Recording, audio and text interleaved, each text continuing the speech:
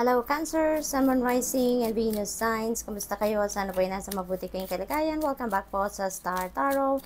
Kung bago kayo dito, welcome din kayo. Thank you sa inyong support. I truly appreciate it. God bless you all.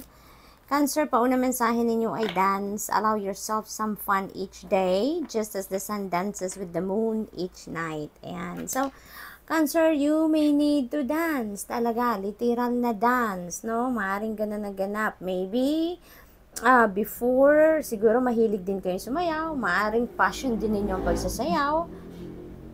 Pero maaring for some reason, lately, siguro, hindi nyo na yan nagagawa. So maaaring ganun dahil sa kabisihan. So you're being invited here na muli, no? Mag-engage kayo sa dancing, i-embrace nyo muli kung anong passion ninyo, have fun, 'di ba? Not necessarily naman na magsayaw lang talaga kayo. Maraming pwedeng gawin, to have fun. Maraming pwedeng gawin to embrace your inner child, Cancer. Kaya it feels like yan ang panawagan sa inyo ngayon. Maaring you are so busy all the time, marami kayong obligasyon, marami kayong responsibilidad, no? Kaya siguro punong-puno ang plate ninyo, no? At wala kayong room sa sarili ninyo para mag-unwind man lang, para to have fun man lang, spend time with friends, no? Spend time with your kids, maaring ganon. Kaya yan ang panawagan sa inyo. This is a wake-up call for you, Cancer, no? Na they also need time to spend with you. Ganun ka din, no? You also have time for yourself to have fun, okay? And unwind. Opportunities. Ayan. So, maraming opportunities ang maaring dadating dito sa inyo. Cancer, it could be in some areas of life or depende sa inyong sitwasyon, ano? Depende sa inyong sitwasyon. Kayo lang nakakaalam kung anong klaseng mga oportunidad dito, no? Kasi makikita nyo na lang yan, no? When opportunity knocks, no? That means na para yan sa'yo. Kaya malalaman at malalaman din ninyo yan kung anong klaseng oportunidad ang kakatok sa inyo. So, we have adventure. Ayan. So, mag-adventure kayo. Mag-adventure kayo. Maaaring ito yung paraan ninyo para makapag-unwind kayo, no? Para you can spend time with other people naman, para to have fun, with your friends, with your colleagues, no? Yung mga anak ninyo, yung mga ganon ba? So, mag-adventure kayo, Cancer. That's what you need right now para mas masaya, 'di ba? Mas enjoy, mag-adventure. Ayan, ay, sorry po. Sandali lang po. Ayan. So, ito yung nalaglag na yung card. So, we have voyage. Ayan. So, may travel, no? Si Cancer. Alam mo, Cancer, panay-panay travel, no? Yung parang every reading ninyo meron travel energy. So, most likely, ang iba talaga sa inyo, nasa horizon ninyo ngayon, matagal-tagal na yung travel, no? So, posibleng kayo talaga ay magbabiyahe, papunta kung saan. Maaring over water, no? Yung travel ninyo, Cancer. Kaya siguro seafarer kayo, or maaring magko-cruise kayo, or maaring magbabarko talaga kayo, ferry, mga ganon, ang sasakyan ninyo sa kung saan man kayo papunta, regardless kung anong purpose ng iyong pagta-travel, so definitely, ang iba sa inyo is going to travel by water transport, no? So, we have reflect. Ayan. So, panahon din para mag-reflect kayo, Cancer, no? So, talagang, parang ang napipick up ko dito sa dance and reflection energy, parang kailangan nyo talaga na mag-spend time alone kayo, no? Para na makapag-muni-muni kayo, para na makapag-unwind kayo at the same time, isip-isip kayo. Kasi siguro ungrounded kayo ngayon, Cancer. Maybe ang isip ninyo parang all over the place. So maybe tawag dito, scattered, no, yung isip ninyo sa ngayon. So that's why kailangan ninyo na magmuni-muni, kailangan ninyo na mag-reflect, no, para nang sa gayon maibalik ninyo yung balanse sa sarili ninyo, maibalik ninyo yung focus, kumbaga, sa mga bagay na dapat ninyong pag-focusan, okay? So what else? We have dive. You don't find pearls on the seashore. You really need to dive, diba? So you may need to do some kind of reflection talaga dito for you to be able to figure out kung ano talaga yung kailangan ninyong gawin. Feeling ko dahil magkasunod sila, yun ang mensahe nito para sa'yo. You can't listen, no? You can't listen kung ano man ang binubulong sa inyo ng iyong intuition. Hindi ninyo mapapakinggan kung ano yung sinasabi sa inyo ng divine universe, kung ano yung guidance, enlightenment, clarity na gustong ibigay sa inyo ng divine universe dito. If you are not going to put yourself in solitude, kung hindi kayo magmumuni-muni all by yourself, kung hindi kayo mag-spend time alone. So you really need to dive deep, no? Dig deep, no? Sa deep within you. Magano kayo, solitude kayo, put yourself into stillness so you can go deep within, marinig ninyo kung ano yung bulong ng inyong soul, kung ano yung bulong ng inyong higher self, okay? So, Cancer, that's all I have for you for today. Thank you for watching Love and Light. Namaste. Hello, Scorpio, Sun, Moon, Rising, and Venus signs. Kamusta kayo? Sana po yung nasa mabuti kayong kalagayan. Welcome back po sa Star Tarot. Kung bago kayo rito, welcome din kayo. Thank you sa inyong support. I truly appreciate it. God bless you all. Pauna mensahe ni Scorpio ay uncertainty. Ayan, the shades of gray within the fog will eventually lift. Ayan, so meron dito mga uncertainty na kinakaharap siguro kayo, Scorpio. Maaring may mga bagay dito na hindi ninyo, alam mo yun, hindi kayo makapag-diskarte because you don't even know kung ano na yung nangyayari. Maybe the situations are not clear, no, dito sa inyo, kaya you have no idea. No, you have no idea at all kung ano na mga nangyayari sa inyong paligid and deep within yourself. We have grounded and keep to your roots and stand taller than the trees. And so, for some of you, Scorpio, you may need to ground yourself, okay? You may need to get back to balance, kumbaga. Kasi maaaring dahil din sa mga uncertainty na yan, talagang siguro may fear kayo, may kaba, no? Parang may discomfort kayong nararanasan dito, nararamdaman dito, Scorpio, kaya din hindi rin siguro kayo makapag-focus, no, sa kung ano ang inyong gagawin. Kaya maaring ganon ang ganap dito for some of you. And you know what? Para din siguro sa karamihan sa inyo, Scorpio, you may need to engage in meditation. So, makakatulong sa inyo yan. Very powerful way yan para mag-ground din yung inyong sarili, no? At makapag-declutter kayo ng energy field ninyo, ng isip ninyo, ng damdamin ninyo. Kasi maaaring marami ng negativity, no, sa isip ninyo. Maraming negative thoughts ang pumapasok sa isip ninyo. Kaya siguro, mas lalo kayong nalilito, mas lalo kayong kinakabahan, mas lalo siguro kayong hindi sigurado na sa inyong dapat isipin or dapat gawin, ano?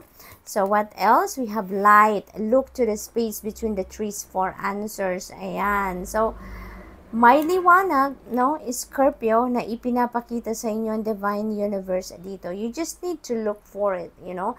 You just need to listen, no. Maaari talaga na you're being shown the way dito ng divine universe.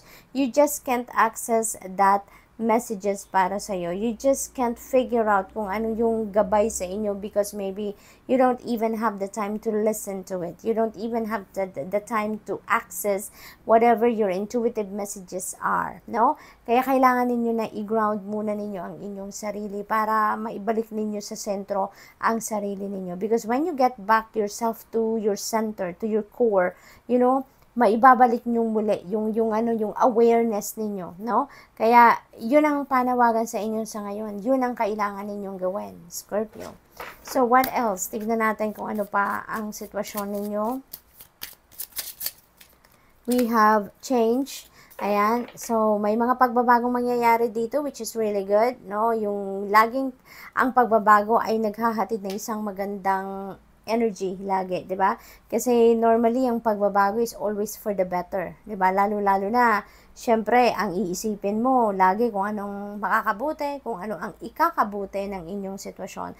Kaya most likely yung mga maaring ito, no? Ito yung mga energies na magbabago talaga. So, maaring ganun ang ganap dito for some of you. So, good luck to that. We have voyage. Ayan, may travel. Si Scorpio, maaring gusto ninyong mag-travel muna para makaalis muna kayo sa lugar mismo kung saan, alam mo yun, nai-stress na kayo siguro, no? You just want to take a break dito, take a breather, go somewhere else, no? Maaring magku-cruise ang iba sa inyo dito, sasakay ng barko, sasakay ng ferry, mga ganon. And, di ba, malaking tulong talaga yung body of water, no? Pag nakikita ninyo yung tubig, it's very relaxing, it's very therapeutic, kaya maaring may travel na pasyal kayo muna dito, no? Maaaring magbi-beach kayo dito sa pupuntahan ninyo, yung ganon. So, good for you, Scorpio. Good for you. We have self-care. Ayan. See, kailangan nyo talaga sa ngayon, Scorpio. Parang yung messages ninyo dito is screaming talaga for you to take a breather. It's about time na para talikuran mo muna pansamantala kung ano man ang pinagkakaabalahan ninyo. Ano man yung nagpapa-stress sa inyo sa ngayon, talikuran nyo muna yan ng kahit saglit lang at alagaan ninyo ang inyong sarili, Scorpio. Okay? Take care of yourself. Sa ngayon, alalahanin ninyo na kung you are on top of your game, no? Makakasiguro ka na lalahanin ninyo is Scorpio na when you are on top of your health, maganda ang pakiramdam ninyo, maayos yung pag-iisip ninyo, maluwag ang inyong dibdib, no? Maaliwalas ang pakiramdam. You can make sure na mape-perform mo ang mga dapat mong gawin. Na magagawa mo sa tamang panahon, sa tamang timeline, kung ano man ang kailangan mong gawin. Magagawa mo yan, ano? Dahil malakas ang inyong pangangatawan, magandang inyong estadong pag-iisip, nararamdaman. So, you will definitely be on top of your game. Kahit mandami pa ninyong ginagawa, no? Kahit ang dami pa na ninyong kailangan gawin or mga naka-line up ang gagawin. You know, when you are on top of your health, definitely magagawa ninyo ang lahat. Okay? So, Scorpio, kaya self-care, this is a must. Okay? So, good luck, and that's all I have for you for today. Thank you for watching Love and Light. Namaste. Hello, Pisces, Sun, Moon, Rising, and Venus signs. Kumusta kayo? Sana po nasa mabuti kayong kalagayan. Welcome back po sa Star Tarot. Kung bago kayo rito, welcome din kayo. Thank you sa inyong support. I truly appreciate it. God bless you all. Una mensahe ni Pisces ay the night. Ayan. So, Pisces, pakiusap sa inyo na mensaheng ito. No? Give it to yourself. No, give it to yourself. No, at least yung gabi man lang, you know, or even the last hour, no, at night, every day, ibigay ninyo yan sa inyong sarili para kayo ay makapag-rejuvenate, makapag-recuperate, makapag-recharge, no? Give it to yourself na magkaroon man lang kayo ng oras para sa sarili ninyo, makapag-prayer mode kayo, makapag-meditate kayo, you know, ibalato nyo na yan. Even the last hour of the night, ibalato nyo yan sa sarili ninyo para makapaghanda kayo para sa next day's challenges, no? Yung pagmuni-munihan ninyo, makapag-reflect kayo na matanggal muna, no? Yung mga negativity na nasagap ninyo during the day, no? Para nang makapag-recharge kayo, makapag-renew kayo ng inyong sarili so that when you go to bed, ay talagang maliwalas ng inyong isipan. Maganda na, magaan na ang inyong pakiramdam, 'di ba? So, yun ang panawagan sa iyo dyan. We have growth. The tallest oak tree once it started as a seedling. Don't be afraid to start something new. Ayan. So, parang meron kayo ditong gagawin or sisimulang bago, no?